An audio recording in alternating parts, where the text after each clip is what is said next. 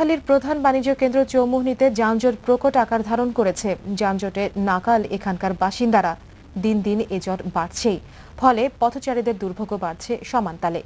আমাদের নোয়াখালী প্রতিনিধি সাইফুল্লাহ কামরুলের পাঠানো তথ্য ও ছবি নিয়ে ইমরুল কায়েসের ডেস্ক রিপোর্ট। চৌমুহনীর প্রধান সড়কে এরকম যানজট এখন প্রতিদিনের দৃশ্য। আধা কিলোমিটার রাস্তা পার হতে ঘন্টারও বেশি সময় লেগে যায়। সবচেয়ে বেশি যানজটের সৃষ্টি হয় সোনালী ব্যাংকের সামনে থেকে ডেল্টা গেট পর্যন্ত।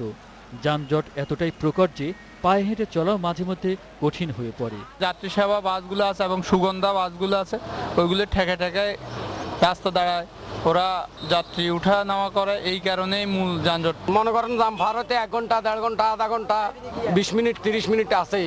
এত জাম হয় যে এই 4 মিনিট 5 মিনিটের রাস্তা 40-50 মিনিট লাগে। সড়ক ও জনপথ বিভাগের রাস্তা সম্প্রসারণের কাজ অসমাপ্ত রাখায় যানজট আরও তীব্রতর হয়েছে।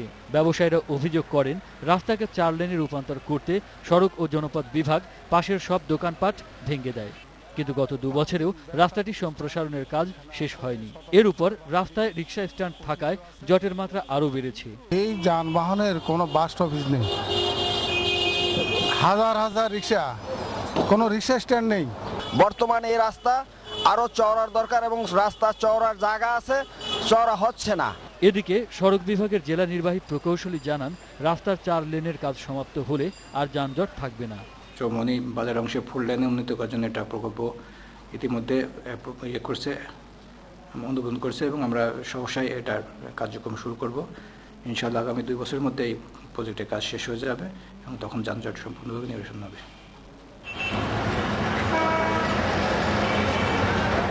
ইমরুল কায়েস, দিগন্ত নিউজ ডেস্ক।